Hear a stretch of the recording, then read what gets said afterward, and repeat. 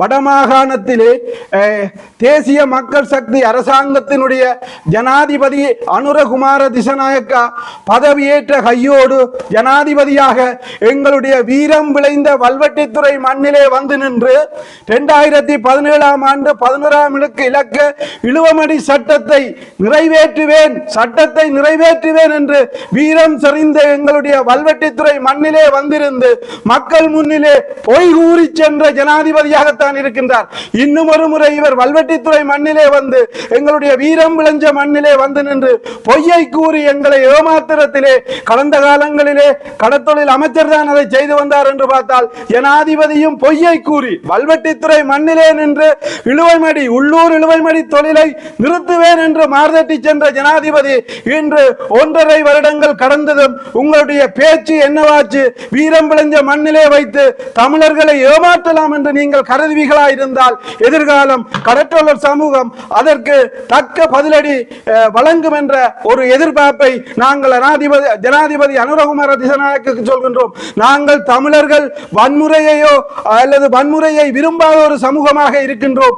ஆனால் நீங்கள் எங்களை ஏமாற்றுவோம் என்று இந்த கூறுவது அதுவும் யாழ்ப்பாணத்திலே இல்லை, எங்களுடைய வீரம் விளைஞ்ச மண்ணில் நின்று உழுவல்மடியை நிப்பாட்டுவேன், நான் சட்டத்தை நிறைவேற்றுவேன் என்று வீராப்பு பேசின அனுரகுமார திசாநாயக்கா எங்கே?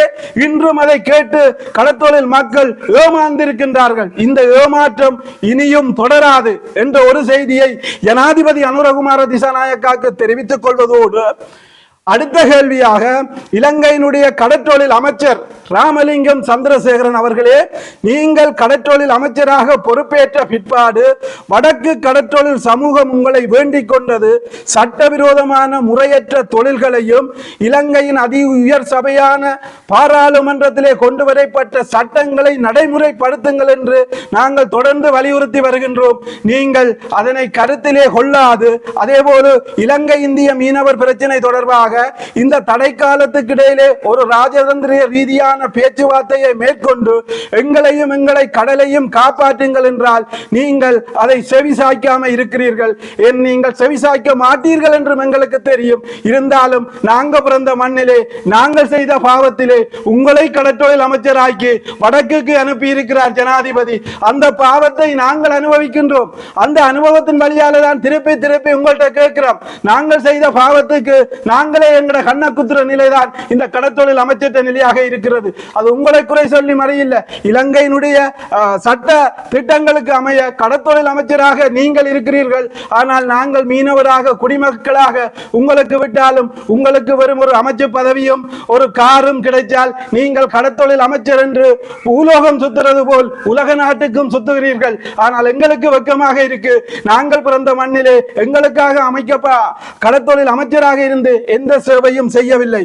இந்த கடற்றொழில் தற்போதைய கடற்றொழில் அமைச்சர் ராமலிங்கம் சந்திரசேகரனோடும் அல்லது இந்த தேசிய மக்கள் சக்தி அரசாங்கத்தோடும் ஒப்பிடும் போது கடற்றொழிலாளர்களுடைய பிரச்சனையிலே குறிப்பாக நான் சொல்வது கடற்றொழிலாளர்களுடைய பிரச்சனையிலே முன்னாள் கடற்றொழில் அமைச்சராக இருந்த டக்ளாஸ் தேவானந்தா அவர்கள் மீனவ மக்களுடைய குரலையும் அல்லது ஜனநாயகத்தின் குரலையும் செவிசாய்ச்சிருக்கிறார் என்று இந்த 1.5 வருட ஆட்சியிலே நாங்கள் புரிந்து கொண்ட விஷயமாக இருக்கிறது.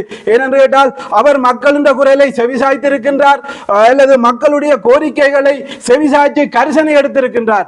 அந்த வகையிலே இந்த கடத்தொழில் அமைச்சரும் இந்த அரசாங்கமும் எந்த செவியையும் சாய்க்கவில்லை.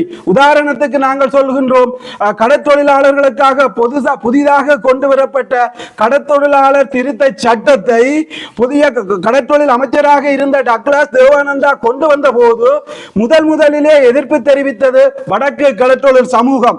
அந்த எதிர்ப்பை அவர் செவிசாய்த்து பல சுற்று கலந்துரையாடல்களை மேற்கொண்டு இது மக்களுக்கு பாதிப்பாக இருக்கிறது என்று அந்த சட்டத்தையே கிடப்புல போட்ட முன்னாள் கடற்றொழில் அமைச்சர் டக்ளாஸ் தேவானந்தா அவர் செய்தது சரி அல்லது அவர் இருக்கும் போது சிலதை நாங்கள் சாதிக்க தவறிவிட்டோம் என்று உணர்கிற அளவுக்கு இப்போதைய கடற்றொழில் அமைச்சர் சந்திரசேகருடைய செயல்பாடு இருக்கிறது.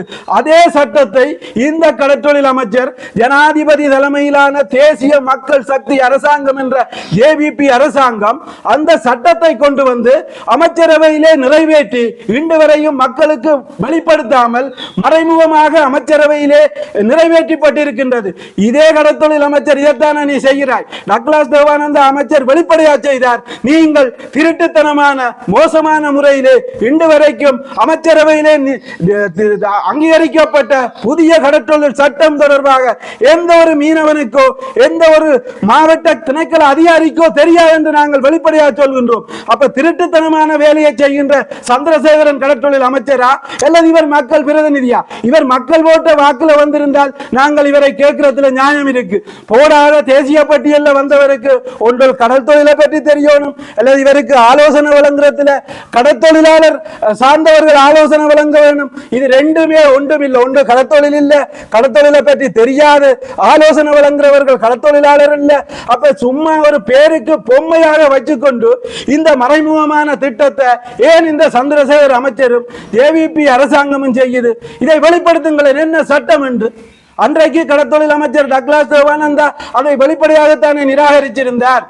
அன்று அவர்களுக்கு சப்போர்ட் பண்ணிய FAO என்று சொல்கின்ற உலக உணவு திட்டம் அன்று மீனவர்கள் எதிர்ப்பு தெரிவித்த போது அதை நிறுத்துமாறு கடற்தொழில் அமைச்சரை கோரிய போது அவர்கள் ஜனநாயகத்தின்படி மக்களுக்கு விரோதமான எதையும் செய்ய மாட்டேன் என்று நிப்பாட்டி இருக்கின்றார்கள் அந்த புதிய கடற்தொழில் திருத்த சட்டத்தின் வழியிலே. ஆனால் இவர் மறைமுகமாக இவருக்கே தெரியாது, இப்போது இருக்கிற கடற்தொழில் அமைச்சருக்கே தெரியாது புதிய வரைவில் என்ன இருக்கு. இவர் வாசிச்சுக்கே மாட்டார், இவருக்கு தெரியவே மாட்டது. அப்படியான ஒரு அமைச்சரை வச்சுக்கொண்டு தேசிய மக்கள் சக்தி அரசாங்கம் வடக்கு கடற்தொழிலாளர்களை அழிக்கின்ற ஒரு செயல்பாட்டையும் கடலை விட்டு அந்நியப்படுத்துகிற ஒரு செயல்பாட்டிலும் தேசிய மக்கள் சக்தி அரசாங்கத்தும் 1.5 வருடமாக இந்த நடவடிக்கையை மேற்கொள்கிறது. நாங்கள் கேட்பது முதலிலே அபிவிருத்தி 2வது கட்டம். எங்களுடைய கடலிலே சூழலுக்கும் கடலுக்கும் பாதிப்பான சட்ட விரோதமான செயல்பாட்டை நிறுத்துங்கள். நீங்கள் கொண்டு வந்த சட்டங்களை 2017ஆம் ஆண்டு இந்த இழுவமடி சட்டத்தை பாராளுமன்றத்திலே எங்களுடைய சமர்ப்பித்த போது ஜேவிபியின் இன்றைய வெளிவிவகார அமைச்சர் விஜித கேரத் அவர்களும் இந்த சட்டத்தை ஆதரித்து பாராளுமன்றத்திலே பேசியிருந்தார். அப்போது ஆதரித்த விஜித கேரத் உட்பட ஜேவிபியினுடைய அமைச்சர்கள் அன்றைய பாராளுமன்ற உறுப்பினர்கள் இன்று அமைச்சர்களாக வந்து தாங்கள் கொண்டு வந்த சட்டத்தை குப்பையிலே போட்டுவிட்டு சட்டம் ஒரு பக்கம் இருக்கட்டு, தாங்கள் நினைத்ததை வடக்கு தமிழர் மீது சர்வாதிகார போக்கிலே தேசிய மக்கள் சக்தி அரசாங்கம் செயல்படுகிறது. அதற்கு உதாரணம் புதிய கடற்தொழிலாளர் திருத்த சட்டம் மறைமுகமாக கொண்டு வந்து அமைச்சரவையிலே அங்கீகரித்து விட்டு 2வது புத்தளத்துக்கு ஒரு நீதி, யாழ்ப்பாணத்துக்கு ஒரு நீதி, புத்தளம் கல்பிட்டிக்கு ஒரு நீதி, வடமாகாணம் யாழ்ப்பாணம் மன்னாருக்கு ஒரு நீதியாக இந்த கடற்தொழில் அமைச்சும் இந்த ஜேவிபி அரசாங்கமும் செயல்படுகிறது. இதை வெளிப்படை இல்லை என்று சொல்லி மறப்பாரா சந்திரசேகரம்? அல்லது இது சந்திரசேகரருக்கு தெரியுமா என்று நாங்கள் கேட்கின்றோம். உண்மையிலே இந்த இலங்கை ஜனாதிபதி அவர்களே, நீங்களும் எங்களுடைய வீரம் விளைஞ்ச மண்ணிலே வந்து நின்று பச்சை பொய்யை சொல்லிட்டு போயிருக்கிறீர்கள். வல்வெட்டித்துறை மண்ணில் நின்று அதற்கு ஏதுவாக உங்களுடைய கடற்தொழிலே தெரியாத அமைச்சரை கடற்தொழில் அமைச்சராக வச்சுக்கொண்டு கடல் என்ன நடக்குது, கடல் தொழில் சட்டங்கள் என்ன இருக்குன்னு தெரியாதவர் அமைச்சராக வச்சுக்கொண்டு எப்படி எங்களுடைய நாட்டில் அல்லது வடக்கில் கிழக்கில் இவர் அமைச்சர், இலங்கைக்கான அமைச்சர் இல்லத்தானே இவர். இலங்கைக்கான அமைச்சரை நாங்கள் தொடர்பு கொண்டோம். இலங்கைக்குரிய பிரதி கடற்தொழில் அமைச்சரை பலமுறை தொலைபேசியில் தொடர்பு கொண்டாலும் அவர் பதிலளிக்கவில்லை. கிட்டத்தட்ட 20க்கும் மேற்பட்ட முறையிலே நாங்கள் இலங்கைக்குரிய கடற்தொழில் அமைச்சர் ரத்னகமையையும் தொடர்பு கொண்டோம். ஏனென்றால் இவர் வடக்குக்குரிய அமைச்சராகத்தான் நாங்கள் கருதுகிறோம், நாங்கள் பார்க்கின்றோம். இவருக்கு ஆலோசனை வழங்குறவருக்கும் கடற்தொழிலை பற்றி தெரியாது, கடற்தொழில் மக்களின் வேதனையும் தெரியாது, துன்பமும் தெரியாது. அன்று போராடிக்க எங்களோடு வீதியில் நின்று போராடும் போது சட்டம் இன்று தான் அமைச்சு பதவிக்கு வந்தோன்ன அதெல்லாம் காலிலே போட்டு மிதிக்கின்ற ஒரு நிலைப்பாட்டிலே தான் தேசிய மக்கள் சக்தி அரசாங்கமும் ஜேவிபியும் கடற்தொழில் அமைச்சரை எங்களுக்கு அனுப்பி இருக்கு. எனவேதான் அனுரகுமார திசாநாயக்கா ஜனாதிபதி அவர்களே, நாங்களும் இறமையுள்ள நாட்டு குடிமக்கள், நாங்களும் இந்த இலங்கையிலே வடக்கு மாகாணம் கிளிநொச்சி முல்லைத்தீவு யாழ்ப்பாணத்தில் வாழ்கின்ற ஒரு இறமையுள்ள உள்ள குடிமக்கள் எங்களுக்கு ஜனநாயகம் இல்லையா, உரிமை இல்லையா என்ற கேள்வியை மீண்டும் ஒரு முறை எங்களுடைய வல்வெட்டித்துறை மண்ணிலே வந்து பொய் சொல்லி சென்ற அனுரகுமார திசாநாயக்காவுக்கு கேட்கின்றோம். என்னத்தை சொன்னாலும் நீங்கள் இனி பொய் தான் சொல்ல போகிறீர்கள் என்று தெரியும். ஆனால் தெரிந்தாலும் நாங்கள் நாட்டின் ஜனாதிபதியாக பெரும்பான்மை மக்கள் உங்களை தெரிஞ்சு விட்டிருக்கிறார்கள். நாங்கள் இந்த நாட்டின் சட்டத்தின்படி நீங்கள் பொய் சொல்ல சொல்ல உங்களிடமே தான் கோரிக்கை விட வேண்டிய ஒரு துப்பாக்கிய நிலையிலே வடக்கு கடத்தொழில் சமூகம் இருக்கின்றது. அந்த சமூகம் என்ற ரீதியிலே கிளிநொச்சி, முல்லைத்தீவு, மன்னார், யாழ்ப்பாணம் 2 லட்சம் மக்கள் சார்பாக நாங்கள் இந்த கோரிக்கைகளை உங்களுக்கு முன்வைக்கின்றோம். நீங்கள் இதை கரிசனை காட்டுங்கள். எனவே FAO என்று சொல்லப்படுகின்ற உலக உணவு திட்டமே இந்த அரசாங்கத்துக்கு நீங்கள் தொடர்ந்து சப்போர்ட் பண்ணும் போது வடக்கிலே ஒரு சமூகம் 2 லட்சம் மக்கள் இலங்கையின் பெரும்பான்மை அரசாங்கங்களால் அழிக்கப்பட்டு கடலை விட்டு அந்நியப்படுத்துகிற செயல்பாட்டுக்கும் உலக உணவு திட்டமான FAOவும் துணை போகுது என்று எங்களுடைய குற்றச்சாட்டு.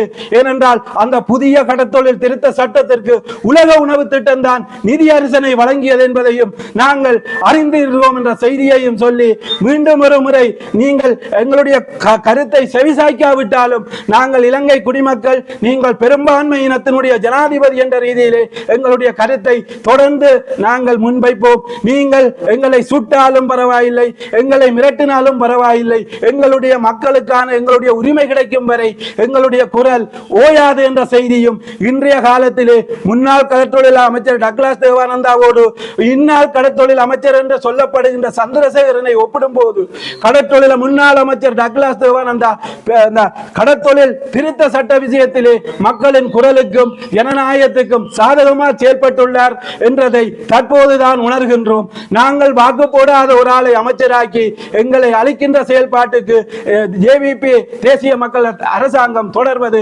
கவலை அளிக்கிறது, வேதனை அளிக்கிறது. நன்றி. இதே போன்றுதான் இன்று வடக்கிலே இருக்கின்ற 4 மாவட்ட கடற்தொழிலாளர்களுடைய நிலையும் இன்றைய நிலையிலே சட்டியிலே இருந்தது அடுப்புக்கு விழுந்தது போன்ற ஒரு நிலையிலே தான் முன்னைய அரசாங்கங்கள் அல்லது முன்னைய அமைச்சர் எங்களுக்கு ஆதரவாக செயல்படவில்லை அல்லது எங்களுடைய குரலை செவிசாய்க்கவில்லை என்று இன்னும் ஒரு அரசாங்கத்திற்கு நாங்கள் வாக்களித்தால் பெரும்பான்மையான கடற்தொழில் மக்கள் இன்று அது இன்றைய நிலையிலே அது மிக மோசமான பாதகமான ஒரு நிலையை இன்றைய அரசாங்கம் உருவாக்கி இருப்பதாக எங்களுடைய கடற்தொழில் அமைச்சருக்கு தெரியப்படுகிறோம். அதாவது இன்றைய நிலையிலே முன்னைய நிலை மோசமாகி போய்விட்டது. இன்றைய நிலையிலே இருக்கிற அரசாங்கம் முன்னைய அரசாங்கத்தை விட மோசமாக போய்விட்டதாக கடற்தொழில் சமூகம் இன்று உணர்கிறது. அதற்கு உதாரணமாகத்தான் ஒரு கடற்தொழில் திருத்த சட்டம் என்ற கொள்கையை அந்த அரசாங்கம் செவிசாய்ச்சது. இது நிறைவேற்றிவிட்டது. ஆகவேதான் நாங்கள் சொல்கின்றோம், இன்றைய நிலையை விட முன்னைய அரசாங்கம் பரவாயில்லை என்ற மனநிலையை கடற்தொழில் சமூகம் உணர தொடங்கிவிட்டது என்ற செய்தியை மீண்டும் ஒரு முறை வலியுறுத்தி கூறுகின்றோம். நன்றி.